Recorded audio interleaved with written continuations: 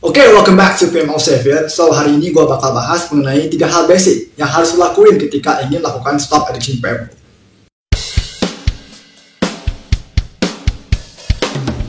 Hal yang pertama yang pengen gue bahas adalah akui kalau misalkan kecanduan PMO itu atau ngebokep itu adalah hal yang salah.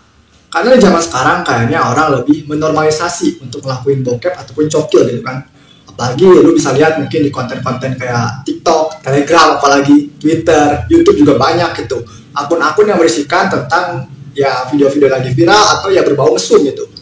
Artinya ketika trennya sedang menormalisasi atau menganggap itu sebagai sesuatu yang common atau sesuatu yang wajar, maka ketika lo melakukan ngebokep atau cokil atau PMO itu lo tidak merasa bersalah gitu ketika melakukannya. Nah, kebalikannya, kalau misalkan dalam otak lu isikan mindset atau dalam diri lu meyakini gitu, addiction akan PMO atau addiction akan ngebokep itu adalah hal yang salah, maka lu punya kecenderungan atau tendensi untuk menghindari hal tersebut. Karena lu tahu gitu, ketika lu ngelakuin itu, berarti lu make a mistake atau berbuat kesalahan. Yang kedua adalah pahami kondisi, situasi, dan tempat tertentu ketika lu melakukan cokil. Karena biasanya habit itu diulang pada kondisi tertentu, situasi tertentu, dan tempat tertentu gitu. Artinya ada repetition. Ini gak cuma PMO doang, tapi coba deh lu lihat breakdown, lu coba analisis gitu di sekitar lu.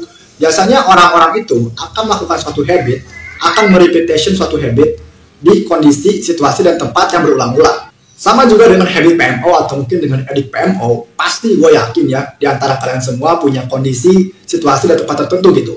Kayak contoh misalkan kondisinya lagi sepi, situasinya mungkin ya lagi malam hari, hening, segala macam. Tempatnya ya di kamar tidur lu sendiri gitu. Nah, kalau lu tahu, udah mengetahui gitu kondisi seperti apa, situasinya kayak gimana, dan tempatnya di mana gitu, lu biasa ngelakuin cokil, ketika lu udah tahu ya sebisa mungkin, semaksimal mungkin, lu hindari 3 hal tadi. Karena biasanya orang akan cenderung melakukan habit yang sama di 3 aspek tadi gitu. Yang ketiga mungkin terdengar klise, tapi ini sering banget diucapin sama semua orang, tapi gua rasa ini sangat work, yaitu adalah jangan gabut.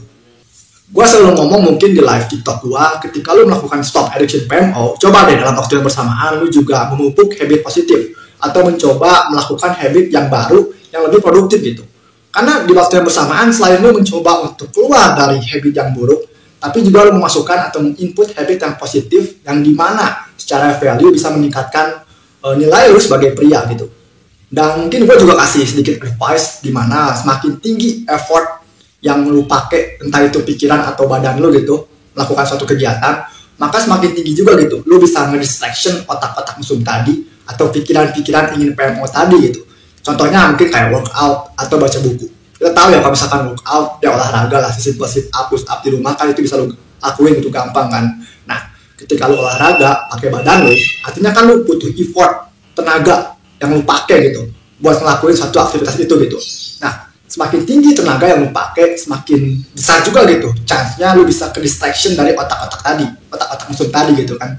Sama juga halnya dengan baca buku. Kita tahu ya kalau misalkan apalagi bukunya itu yang non gambar gitu, yang benar-benar tulisan.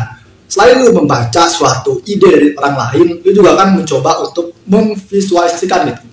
Bacaan tadi menjadi bentuk gambar atau bentuk imajinasi atau mungkin theater of mind, bahasa lebih enaknya ya, di otak lu gitu. Nah, itu kan juga menggunakan effort atau ya lu juga butuh fokus gitu untuk otak lu mencoba untuk menggambarkan atau memvisualisasikan gitu bacaan yang udah lu baca gitu.